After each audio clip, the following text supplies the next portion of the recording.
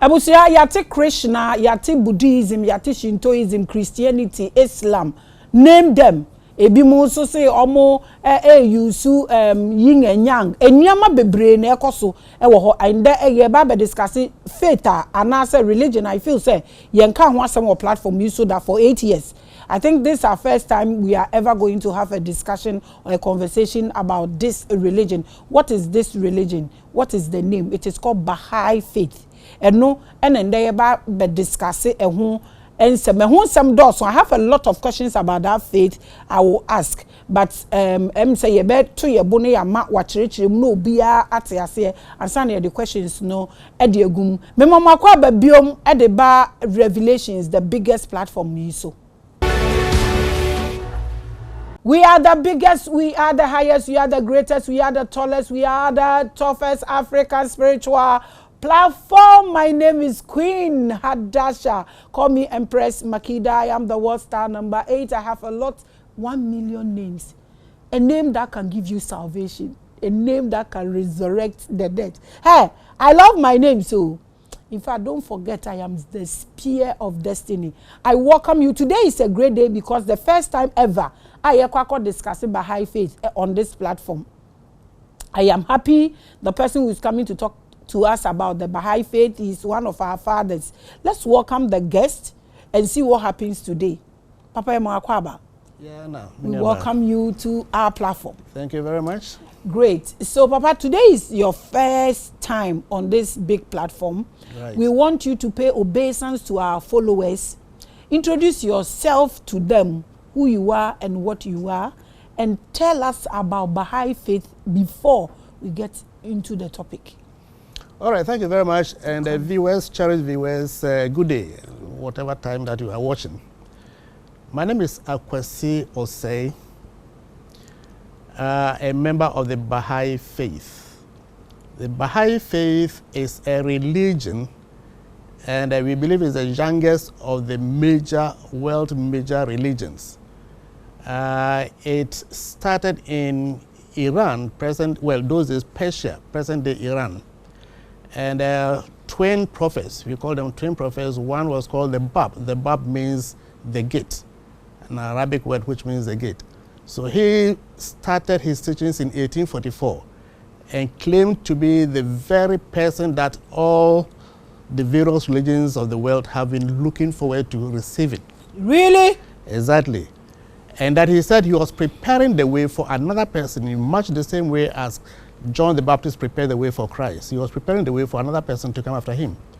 So in 1863, this other person called Baha'u'llah, Baha'u'llah means the glory of God, also an Arabic word, the glory of God, came up and said he was the one that the Bab, the gate, prepared the way for. So the gate, he passed through the gate, Baha'u'llah. And then he started his teachings. So his teachings are largely centered on the fact that there's only one God. By whatsoever name you call him Allah, call him Jehovah, call him Yahuwah, call him Unyame, call him Unwo, whatever name you call him, it is the same one entity, one God. Then he says mankind is one. Men, women, black, white, Ghanaians, Nigerians, United States, Americans, we are all the same one human race. So man is one. And the third thing he says is that all religions are one. And what he means by all religions are one is that he says religion is like going to school. From class 1, you go to class 2, you go to class 3, up to university, and every level you have a different teacher. So the teacher teaches you only what you need to know that you can understand at your level. And when you have progressed, you've gone further, then you get another teacher to teach you that higher level of knowledge. And so it is God has sent people to us. We call them prophets of God or messengers of God or manifestations of God. And they come to teach us what we need to know at any particular time. And examples of these teachers are Muhammad, Krishna, not necessarily in that order, Buddha, Abraham, Moses, Jesus Christ, and the Bab, and now Baha'u'llah. So all these are people who came to give a continuity of messages from God. So each one comes, but when they come, they give two types of teachings. One is the teaching that is eternal, and that teaching runs through all the religions. God is there, love your neighbor as yourself, love God. These are teachings that if you look at every religion from that perspective, you say they are all the same. But there's another set of teachings that are different from other religions, so to speak. And these are teachings that are suited to the age, suited to the time, suited to the place. For instance, what to wear, what to eat, how to pray. These differ from religion to religion, but that is not the essence of religion. So Baha'u'llah has come with specific teachings that will uplift mankind. He says now the well-being and welfare of mankind can never be attained unless its unity is firmly established. So he's preaching unity of mankind, which will then be a prelude to our eventual happiness, oneness of God, oneness of mankind, and oneness of religion. And other teachings which, as we progress, you'll be able to share. Okay, so we welcome you once again. I will ask you a few questions about Baha'i faith. So now we know that the Islam people use Quran, the Christians use Bible, Krishnas use Bhagavad Gita, and so on and so forth. So what do you use? What is your book? To start with, Baha'i faith believes in all the books, because we believe in all the prophets, we believe in all the religions. But specifically, Baha'u'llah also revealed verses or books, and there are so many that we've not put them together. But if you just want to use one, we call it the Kitabi Aqdas, the most holy book. The most holy book. Kitabi Aqdas. That's what you use. That's right. But there are others. We use, for instance, hidden words of Baha'u'llah. We have gleanings from Baha'u'llah. We have Ministries. There are various books. Just like the Bible have Torah and and all that. That's what you are saying. So your book's name is what? Kitabi Aqdas. Kitabi Aqdas. Kitabi again is Arabic, means Kitabi is book. Aqdas, most holy. So why does all the names have Arabic word and you have to translate? Okay. Is it the foundation from the Arabic people? Exactly. So every religion takes the shape and form of the place and time it came to. So Judaism, well, Christianity came from Judaism, and the language they spoke. So the Aramaic and whatnot, then later they translated into Greek and Hebrew and Greek, and then it came to us in English and Cree and others. So the Baha'i faith started with the language at that time was Arabic. Persia and even Iran now, the language is Arabic. So all the names are Arabic, but of course we have the English equivalent, and that's the most important thing. Not so much the name, which is Arabic. Okay, so Christians believe that when they die, or they worship, and when they die, they go to heaven. Their heaven is they are going to walk on gold, and there will be no sorrow, there will be no pains. When you come to Islam, they also believe that when they worship and when they die, they go to heaven. Their heaven, they will have 75 or 72 virgins as wives, and anything you want to eat, you just, and then it is there. If you don't, when you die, metal will be cutting your anus, and then you will go into When you get into Krishnas a bit, you know that they also believe in reincarnation and ascertaining the higher level of spirituality. So what is your destination? To start with, let's put it this way, that religion has the message of reward and punishment as a way of regulating the society. So don't do this. If you do this, this will happen to you. Do that. If you do that, this will happen to you. So rewards and punishments. And based on the culture and the people's understanding at that time, specific messages are given to them. So if you come to a local tree, we have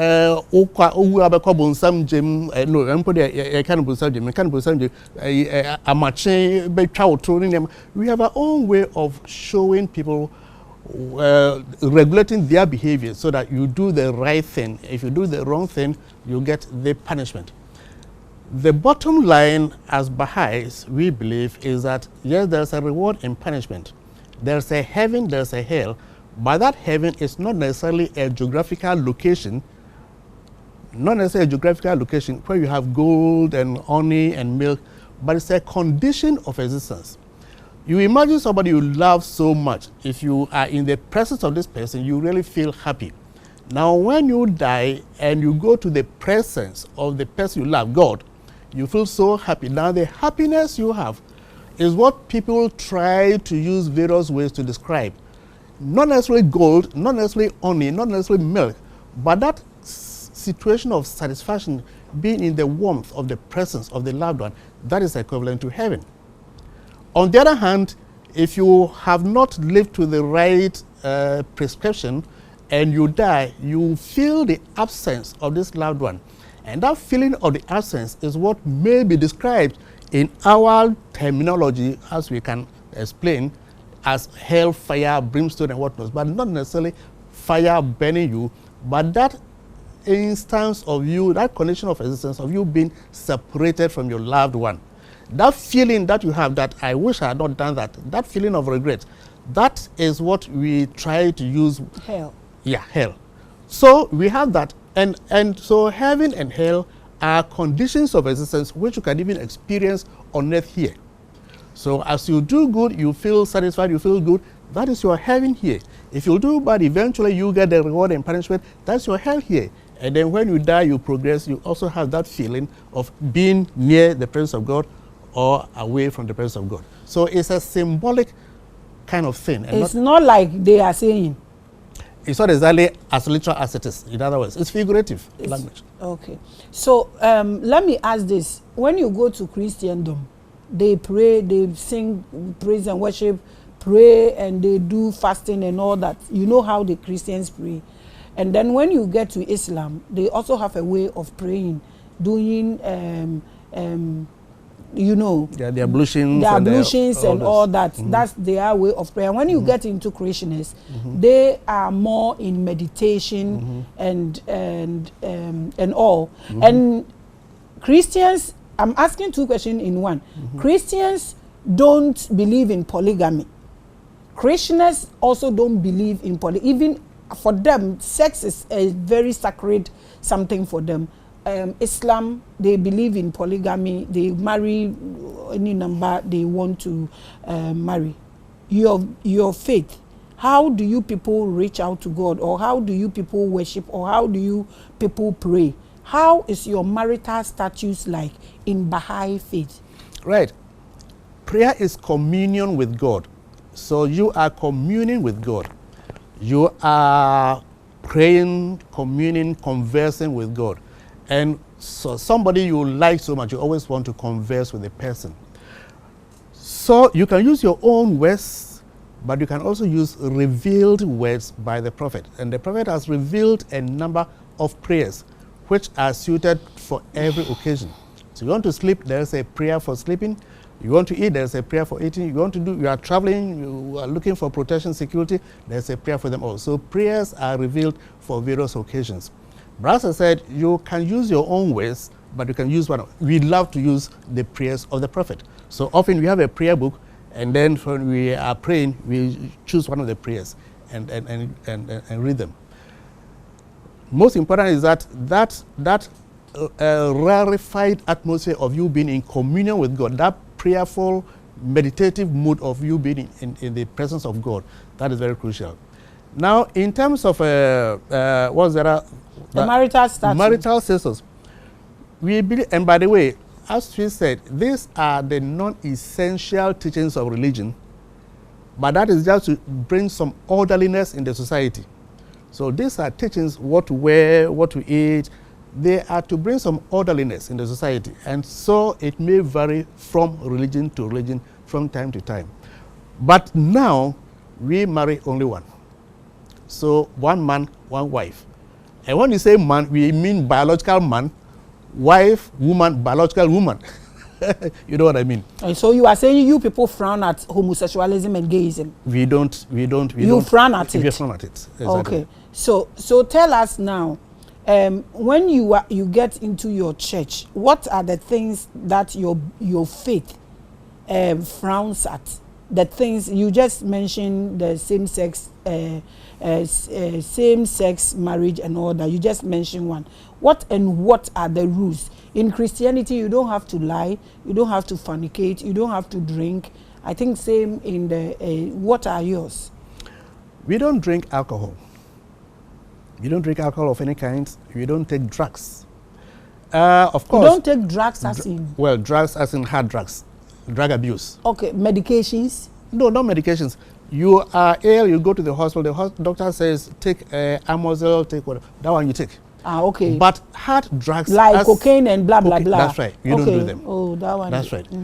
And of course, lying, in fact, you try to live a pure and chaste life. A pure and chaste life. So no fornication, and as I said, no alcohol. In terms of food, you eat what you like. We are not vegetarians per se, but we also don't frown upon vegetarianism. In fact, that you will see some Baha'is who are, for various reasons, including medical reasons, are vegetarians. We don't frown upon that. If somebody wants to eat his meat or fish, we don't frown upon that. So, lying, we cherish honesty, we cherish integrity, we cherish patience. These are spiritual qualities, and we try to imbibe them. So these are the things. How long has your faith been in Ghana?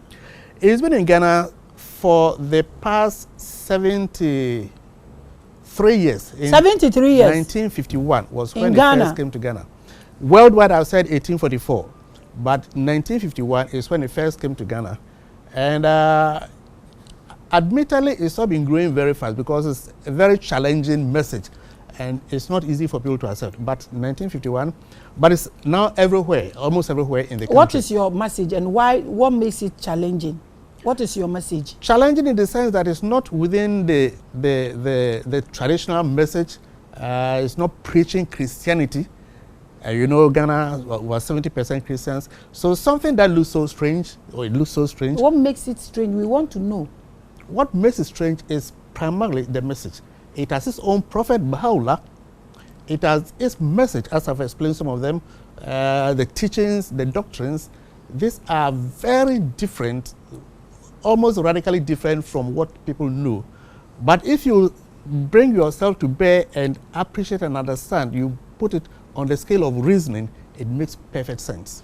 Okay. You are watching the biggest and the largest. Papa, looking at your name, Dr. Akwesi Osei, it means you were Ghanaian. Exactly. I want to ask this because people come here with doctor. What kind of doctor are you, please? Oh, good point. Well, I'm a medical doctor. You're a medical doctor. We have to get it straight. No, that's right. Somebody who, I know people who were added doctors to their names and now they've taken it away. If you've gone to school, how many years? 6 years or many years? 6 years of medical school plus your specialization, 6 years and blah, blah, blah, blah, blah. And then you are called a doctor and you are also in the bush teaching. I'm not condemning, I'm not throwing shade. So, but when you come and tell us you are a doctor, we want to know what doctor, whether you are a book doctor, pioneer doctor. He's a pioneer doctor, right? Right. Okay. So, Papa, you were Ghanaian. Your name is Dr. Akwesi Osei, pure Ghanaian. Very. Now, and you are now in the Baha'i faith. Right. Before Baha'i faith came to Africa, is there anything Africans were worshipping before Baha'i came? Yes. We had the African traditional religion, which believes in God, Almighty God. It believes in that, but it also believes in other deities. And people confuse that and think we are worshipping idols. Idols. It's absolutely not true. By the way, maybe what you are driving at is what is our attitude towards the African worship. We believe in the traditional worship. We believe in it in the same way as we believe in the other religions, because we believe that it was God who brought the African traditional religion to Africans. God has never deserted any people. Always God brings prophets to teach them. Unfortunately, the traditional religion is so long, the time that God brought to us. That time we didn't have the writing scale, so we did not actually record the name of the prophet. Okonfa-Notche was not the founder of the traditional religion, but he was one of the prominent features of the traditional religion. So what I mean is that we believe in the traditional religion as a religion brought by God to us at that time, but over the period, the teachings have been adulterated. So what you know of today is not necessarily the teachings that the original prophet came with. like killing people to slaughter and whatnot, may not necessarily having what the original prophet came with, but it's been adulterated, even as many religions get adulterated over time. But we believe in the traditional religion. Yes, I asked that question because you see, when you were telling us about the origin of Baha'i faith all the way from Iran. Mm-hmm. And then when you go to Krishna and Buddha and you Christianity, Rome, Islam, Arab, you know this. I asked you that question, that we Africans, can't we groom anything of our own, or there is no Messiah among us that will also create something for us to vibrate on? Do we always have to accept strangers, and they are what strangers has organized, though they are one people, but we are also a whole continent, huge one for that matter? Is there anything we can vibrate on than send the way my church or Christianity, Rome, this, that? Why is it so? So, as I've already indicated, we believe in the African traditional religion. Mm-hmm. We call it African traditional because probably as a descriptive name, because we don't know exactly who brought it. So, African traditional religion. But again, as I've indicated, as I've explained, religion is progressive. And that's one word, one concept I need to explain further. Progressive revelation. So, religion is progressive. So, at some point in time, God brought Abraham to us. He taught us, and then we progressed, we advanced. And at that time, he brought Moses. Moses also brought us a higher level of teaching than Abraham brought. Then at another time, he brought Krishna, he brought Buddha. We believe that all these are progressive measures over what was originally brought. And then Buddhism, Hinduism. In fact, even before then, there was a Zoroastrianism brought by Zoroaster. He came much earlier. And then Christianity by Christ, and then Islam by Muhammad, and now the Babism and Baha'i faith. So it's progressive. Religion cannot remain stagnant. You go to school, you don't remain in class 1. You progress. So whose agenda, who is progressing it? Is it mankind or the Creator himself? The Creator himself, not mankind. Because Islam believe that Muhammad is the last prophet, and you know. So where is your Baha'i coming from? That's very important. So I describe something like religion has components. The component of is prophet, the person who brought the faith or the teaching, the prophet. It has this component of the sacred places, like this church, mosque, sacred places.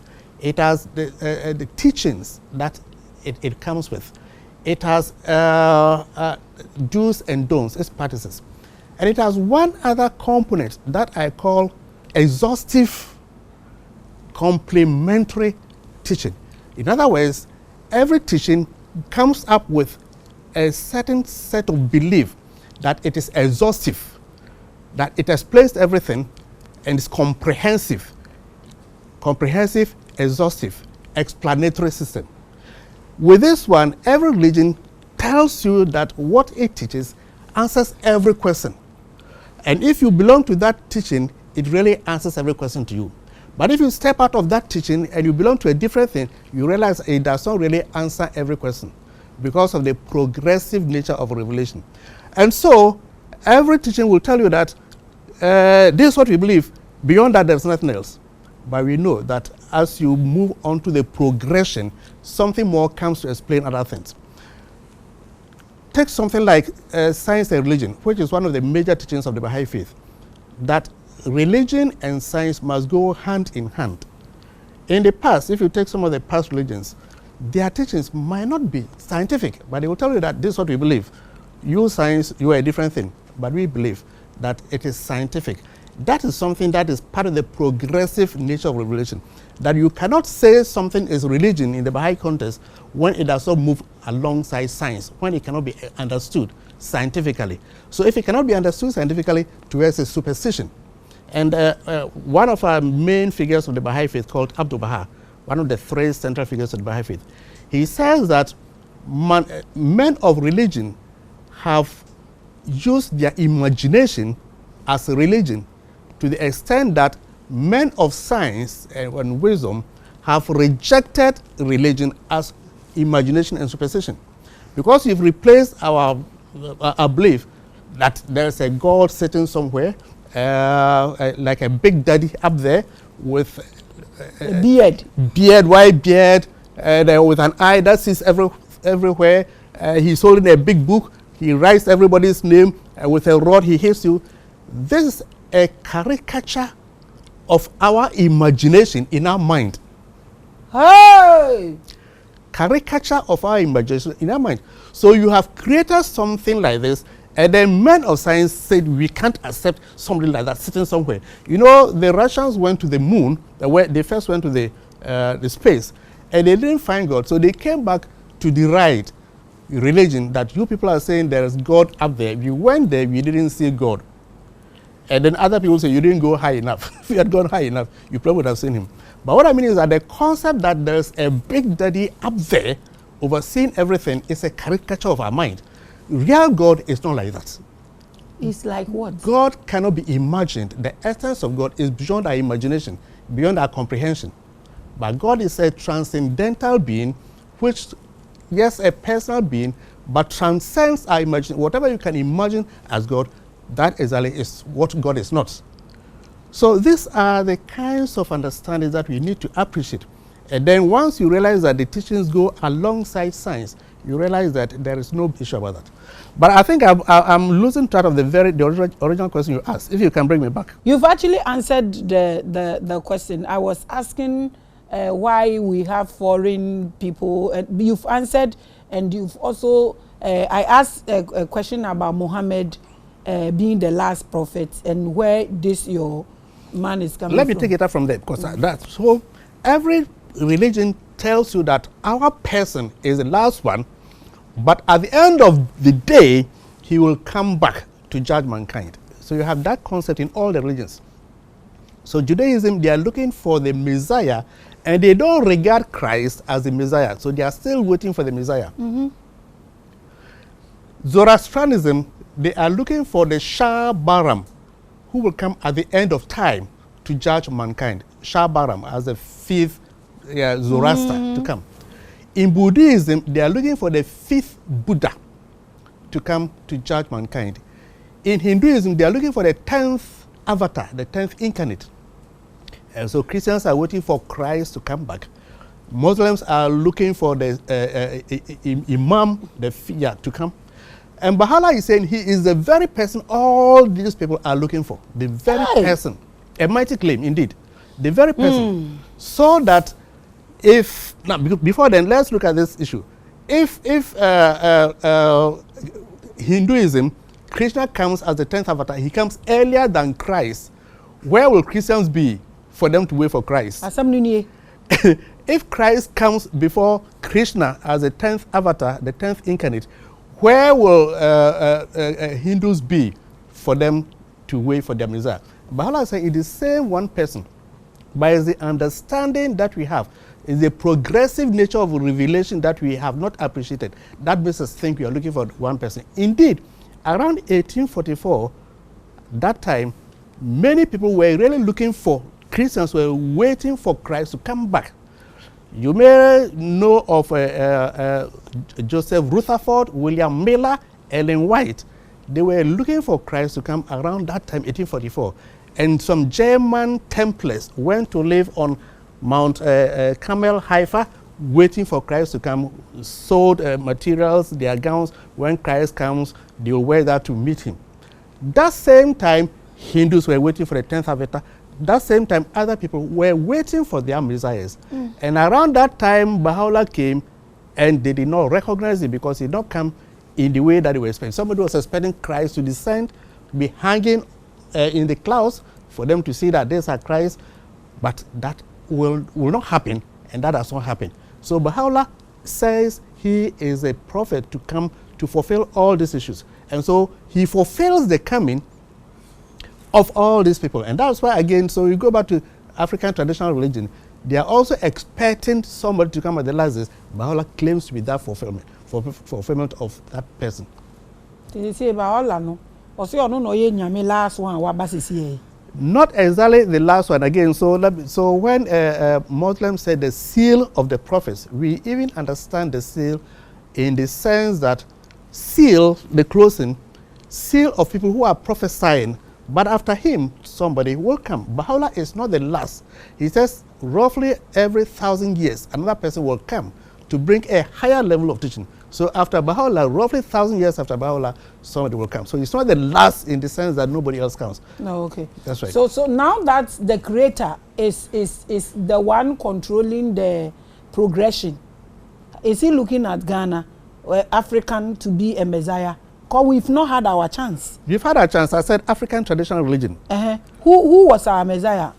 As I said, history could not record the name of that person. It's so long ago that you could not record. So we have just a memory of it, remnants of it, that we say African traditional religion. But we definitely have had our own prophet. God says he will never leave any place without a Messiah. So are you saying our time is past? So because if he is giving us a prophet, we didn't get notice of anything or his or her book. So is he giving us another chance so we are able to write something down? The world, we can't be like this. The world is not ending today. The world is continuing. Progression, progressive revelation. Who knows that the next time the prophet might be an African? Who knows? Who knows? But the most important thing is the fact that we have had a prophet some time back. We can't recall the name because history did not record it. Writing skill came. And when these people come, they are actually not meant for one place or one time. They are meant to uplift humanity to a certain level. Another person comes. So who knows tomorrow, another prophet may come, but may come from Africa. It should be so. It's not about who knows tomorrow. Say it will happen. Well, we are not in the minds of the creator. So are you saying things you say creator does not fulfill it? No, what I'm saying is that we are not in the mind of the creator. So we can't say we ain't been found and share creator no. I am coming to way. So almost say you can't baby. Who knows whether the next manifestation may not be a woman? I'm not saying he should be a woman or a man. He should just come from my race, black. He can be from here, he can be a woman, he can be anywhere. So that is within the mind of the creator. He can even be a child. It should just come from my race. That's what I'm talking about. We leave that to the wisdom of God. But we also want to have our own that we can vibrate on them, so we are able to speak. Yebehu Dr. Osei ewo book no muni yehu Maame Grace o mafie sika no muni ade ewo ana. Sure, it can happen, but we leave that to the wisdom of God. We need to. You are watching the biggest and the largest. I'm going to take him straight into his topic. I did a lot of randoms with him because we needed to understand or no worship no nani faith na owo because it's not our usual way so I forgot this. So right now anybody that believes in Muhammad can still make way to the creator, or they have to come to Baha'i. The creator is there and everybody will eventually get to him. Everybody will eventually get to him. We don't see religion as maybe different ways, one way going there, the other way going there, and somebody's way may not get there. We don't believe in that. It's a continuum. So everybody eventually will get to the creator. Once you get worship and everybody is the same God. So tell me one reason why I should join the Baha'i faith. As I said, religion is progressive and every religion comes to mankind at a particular point in time to raise us to a certain level. The Baha'i faith has come, the Baha'u'llah has come with a set of teachings, and I think I'll need to go to some of the teachings, to uplift mankind to a certain point where you'll have unity, and eventually the whole one world that you're looking for, man will realize that there's only one God, all men are one, all religions are one. Then we are getting to the point, we all say that God has created man for us to continue with the betterment of mankind, for the advancement of civilization. That's our purpose. So we are contributing our bits. You being the hostess, everybody, we are contributing our bit for the advancement of mankind. Mankind is not supposed to be stagnant. We will advance. So we need to join hands to bring mankind to the level that we are. And that only comes about as we join hands and then we appreciate the teachings and then we move in. For now, we have a program that we call community building concept, where we are building the community to the point where we will now realize that, yes, you've taken us to a higher level. This community building, for instance, teaching children for them to know and understand and appreciate God. So children's classes, junior youth up to 12 years also for them to appreciate, and then youth also study circles. All these are gearing their minds towards the teachings, the oneness of God, the oneness of humanity. So as we join our hands together, we bring about the realization of the advancement of civilization. You are watching The Biggest. So I think we should get straight into his topic, and it is religion and Baha'i faith. That is his topic. I welcome you once again. See, I know I join here. Na me ne ye random so that you be nipa potin or ye ni baby original ni ade a ye be kan wasem. I think this is say there are clean and are clear for us. The only thing is ye nim say Baha'i no ye from asofo and bishops and ye from say teachers and leaders. Ye from say oh. Well, again, when we in church Bahá'í e buy no. Baha'i some no ye be kan say Baha'i some the Baha'i faith. Ye ni asofo. In fact, Bahá'í specifically says that he has abrogated clergy with his coming. He has abrogated clergy. Just a clergy system in the hobby. Enti ye ni osofo, ye ni onipa ba ko bi obeka say me na me osofo, me na me de sibinya osofo. Na your system of organization of the faith. Your kwana ifa so ede ye nhihye ye dada no. Enti baby a oso no wono ekrobia enipa enough ewo mo no ye 9 people. Now you're from a local spiritual assembly. Woman, any the leadership of the faith. Any one of them, any the leader. But 9 people, and they take decisions together. If a number of 5 forms a quorum. Then, over the whole country now, you're again 9 people.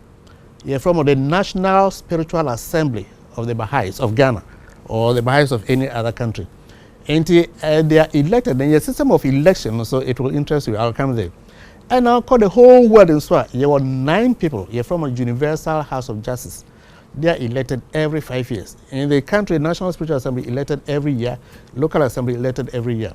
Now, your system of election, there is no campaigning. Enti min timin ka say tumame men tumame we na me peno tumano no campaigning.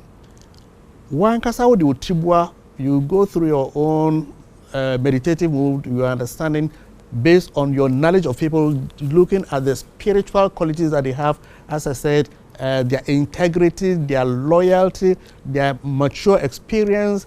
All these are things you look for. Now they are elected 9 people. Open tomorrow. Why 9? That is in fact it's a number of Baha. Bahá'í came and he gave himself a lot of things. You have 9 running through. So he says it's a number of glory. So glory. That's the key number of spirituality. So it fits in them. So it's so 9 people, and so you have elected your 9. I've elected by 9. We all have elected at 9. Then we go and count the topmost 9 people. They become the people that we've elected. You have blacks in them. You mean the worldwide? Yeah, the worldwide. Yes. Then in fact there are 2 blacks in them.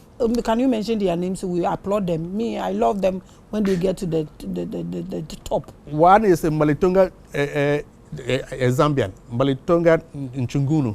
Okay. Yeah, Zambian. Yeah, that's and right. The second and one? the other is a Democratic Republic of DRC. Okay, Congo. They are still our brothers. That's right. So I appreciate that right. we have part of us. Me, I'm pushing my people. That's right. So, Papa, the topic is religion and Baha'i faith. So take us through. Be a fan obedient way at her. We want to know you more. So say who you are, what you do, and what you are coming to talk about. So take us through the religion Baha'i. Yeah, so first and foremost, we talked about religion as God's way of educating mankind to know him. Religion comes from the Latin word legare, to bind. So it's something that binds us to God. And it's sacred. And religion has been with us since eternity. And as we said, religion, God gives religion to us through his messengers who come to us to give progressive measures. And so now the messengers, you've already mentioned some of them, and now is the time of Baha'u'llah to teach us what we need to know.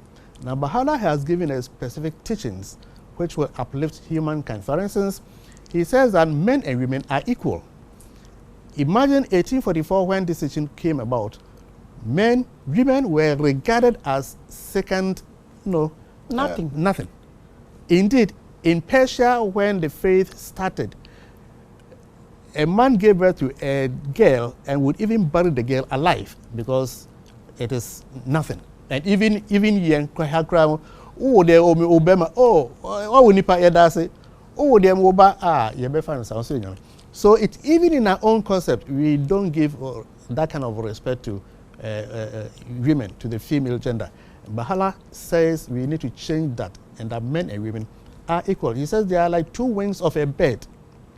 Two wings of a bird. So far, we seem to be using the wing of males, and that's why you're not flying high. So one is, but if you appreciate this and you raise the status of women for us to be at par, the bird will then fly. You can soar. So men and women are equal. Then he says that we must eliminate extremes of poverty and wealth. So the situation where somebody is extremely rich, another person is extremely poor. I watched a video of somebody building a bunker 15 floors down where he will hide when there is there's crisis in the world. He will go, he has everything. Dubai people are building the line. It's underground something. Yeah, that's right. Imagine how much money was spent on that. And you and I are struggling, nothing to eat. So we need to find a way of equitably, not equally, equitably distributing wealth so that nobody will go to bed without eating. And nobody will also, conserve so much wealth. So, and he says that a lot of these things, we have a spiritual solution to economic problems. A lot of these issues, we realize that the underlying thing is a spiritual issue. Spiritual, not in the sense that let's go and pray, no, but understanding the higher principles underlying it. For instance, if you realize that, as I said, we need to equitably distribute wealth, and so my wealth I need to equitably distribute to the poor, that's a higher spiritual value, and not necessarily wait for somebody to tax me. That becomes a principle. At the end of the day, for instance, a bank will declare profits. Oh, last year we had a 3 billion Ghana cedis. Today we have a 5 billion cedis. We are applauding.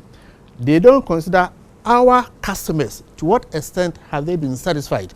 Are they satisfied now more than they were satisfied last time? But they are only quantifying your profits. That is not a spiritual issue. So we need to now move beyond. Then Bahá'í also talks about one language for the whole world. We need to, you will have your Chi, you will have your vernacular, you will have your local language or your national language there. But in addition to that, we must find one language, one auxiliary international language that everybody will learn. So wherever you go, Indian, Chinese, whatever, you can speak that language, international language. Imagine this were true, you wouldn't go anywhere, you'd be regarded as a foreigner. He says you must have one script, together with one language, then one script that we can all use and write. We must have one world government. That government will then oversee all our affairs, one parliament. Thank God some of these things have started coming in. Now at least we have West African Parliament, the European Union Parliament and whatnot. We need to now progress further and have one world parliament. Many other teachings that he brought, but this will give us the understanding. Again, he says that we must embark on simultaneous disarmament. Simultaneous disarmament. That the whole world, we should agree that our arms race, military race, won't help us. That we need to stop the arms race, and not me, African, I stop my arms race, and America maintains his. Then I become inferior, low and low. No, but spontaneously and simultaneously at the same time, we disarm. Imagine the whole world will be disarming. Then the amount of money you'll be spending on arms, you use that to advance science and to encourage science for research into a prolongation of life. Imagine what kind of world that would be. And you think this is possible? Still possible. People look at that and say it's utopian. It's impossible. It is possible. We have started the basis, and by, as you get more people to buy into this concept, it becomes a reality. It becomes a reality. So what is the spiritual aspect of Baha'i faith? Spirituality, yes, we believe in prayer. We believe in cultivating spiritual qualities. We believe in fasting, and we have a specific time of fasting, 2nd March to 19th March every year. So we fast for 19 days. It builds our spirituality. We have days that we used to recognize as the holy days, that we don't embark on work, engage more in philanthropic days, humanitarian days, and prayers. These are spiritual things that lead us into spirituality. So we have spirituality. But again, we don't want it to be understood that by spirituality we mean go and hide esoteric life and then pray. That is not it. You need to live an integrated life, but with spiritual component, so that the spiritual qualities will manifest in us. Will manifest in us. You are watching the biggest and the largest. Today we are discussing religion and Baha'i faith. And why you declare say religion the African traditional worship and BBI the just that almost upgrade and I say you progress right now. Let's look at the confusion. This is your religion. It is telling you that it's the same thing we are all doing, but it is progressing. You were Ghanaian, you've been here for some time. When you hear people saying that this religion is not of God, this is evil, this is that, this is this. Some people even believe that our forefathers went into slavery because of omosum bosum. You know this. What do you have to say about this? That is an unfortunate view of religion. And that's why I say that if men of religion take their imagination to be religion, then people will repudiate religion as imagination, as superstition. True religion should be shorn of these superstitious connotations. Yes, circumstances of life, at a certain point in life, you went into slavery, they are all unfortunate. But for all you care, they have all helped us to advance as humanity. Unpleasant as the circumstances were, they have all helped us to advance to the point. So, we are really, when somebody says mine is right, yours is wrong, we think it's an unfortunate view and it deserves our sympathy, but we also trust that a time will come that understanding will change. Because as you've explained, progressive revelation, so yours can be better. And again, it's like I came from Western North only yesterday from a program, a funeral actually. So all the way from Western North to Bibiani, to Nyinahini, to Kumasi, to Accra is one way, but different stages. So it is with religion. It's the same one pathway, which we see at different times. So if you see that way, you will appreciate it. And not to say that mine is right, yours is wrong. That view actually leads to the confusion that we have. So somebody belongs to a religion and says mine is right, yours is wrong, and then we are fighting amongst ourselves, which, as we are talking about confusion, we are fighting amongst ourselves. It's a wrong view of religion. True religion should be shorn of that. True religion will see itself as being in harmony, in being in peace, in being in unity. That is how we progress as mankind. And we are expecting that a time will come when this understanding will have been clear to everybody and we all live in harmony. Do we need religion as mankind? Religion we need, as long as we believe that there is God, and even there, I'm sure that's a question. Not everybody believes there is God. But we believe no matter what you decide, there is a certain explanation to existence, which Paul Tillich, an Anglican theologian, calls it the ultimate reality. So there is a certain ultimate reality which brought us into our existence. Call him God, call him whatever, but there's that ultimate reality. And as long as there's that ultimate reality that brought us into being, that ultimate reality then guides our faith, and that ultimate directs how we are going. One would have expected that that ultimate reality will now say, hey, to hell with every fight, every war, to stop it. But that does not happen that way. We will also need to learn some things to eventually get to the point where we are going. So we need religion as a guide to our way forward. And remember, I said that, in fact, when people talk about the world having been in existence for 6,000 years, the world has been in existence for much longer. And it will exist for much longer. We are not expecting a time to come when maybe the world is going to end in that sense. No, the world is not going to end in that sense.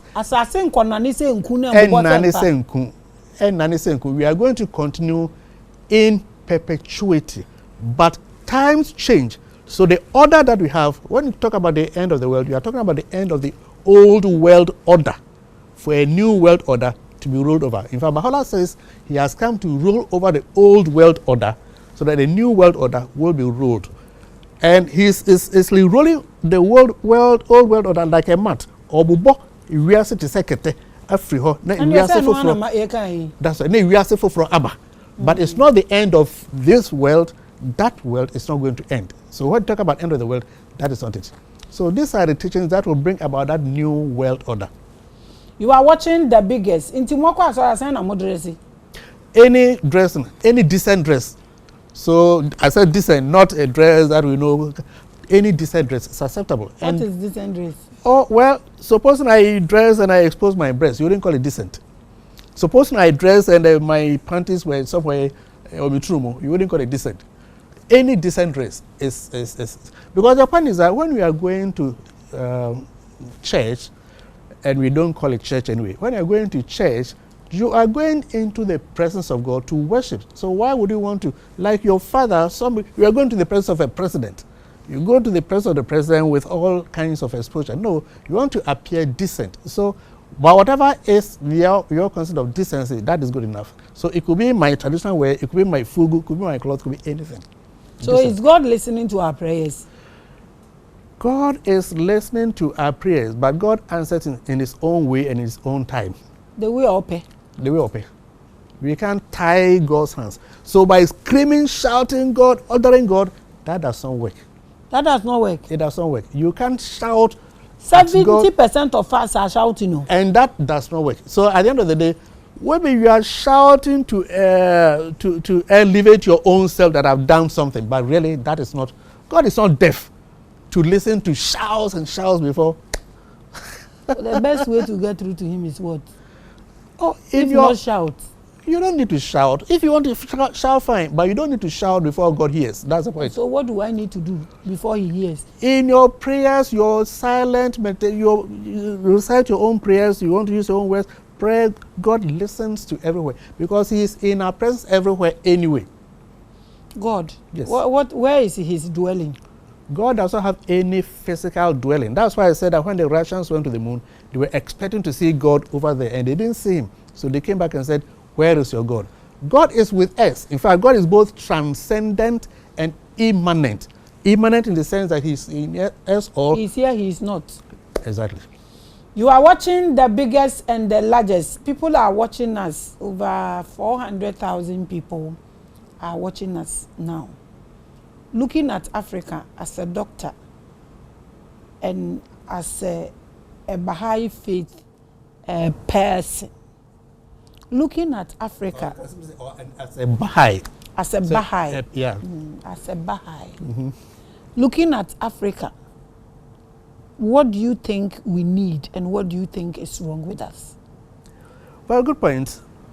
Africa, we are far behind, no doubt about it. But I'm highly optimistic that we will catch up with time. How you catch up is a different thing. Yes, there are many things we are doing not right, our political system not right. Indeed, I keep saying that when we say we are a developing nation, very often when people hear you are a developing nation, all our minds goes to our economy, that we have a weak economy. Wrong. Developing nation means you are now developing your systems.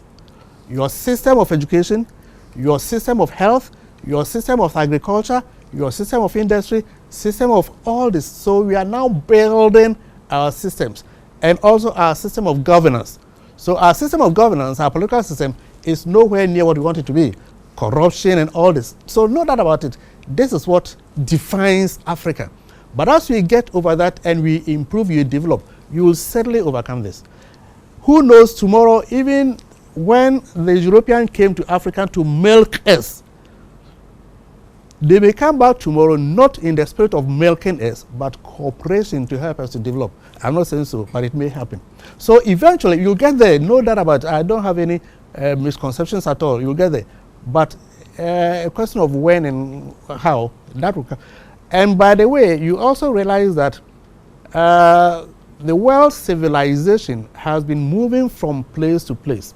There was a time civilization was in Africa. Egypt, Ethiopia. That was where we had a center of civilization. And then from there, it went to the Middle East,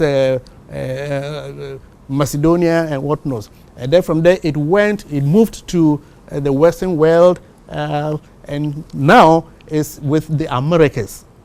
But every civilization obviously has a lifespan. A time will come that civilization will move. So now the focus of civilization is already moving from the Americas.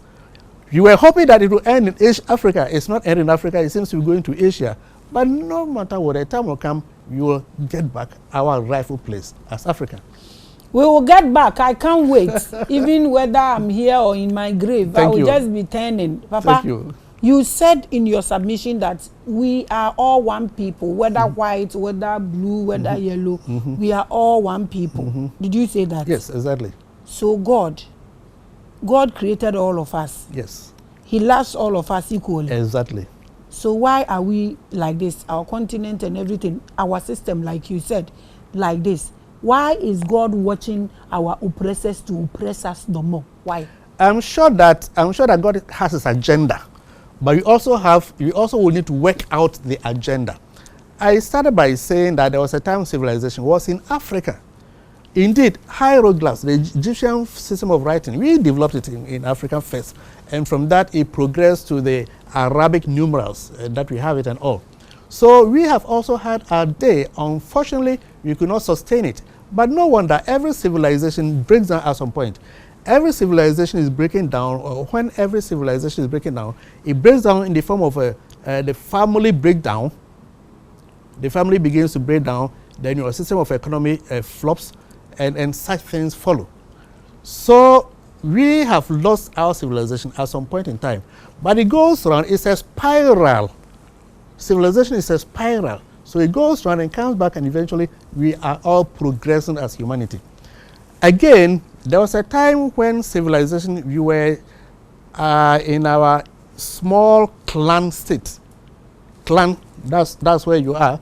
And then eventually we developed into nationhood, state of nations. And then eventually we are moving into the nations coming together.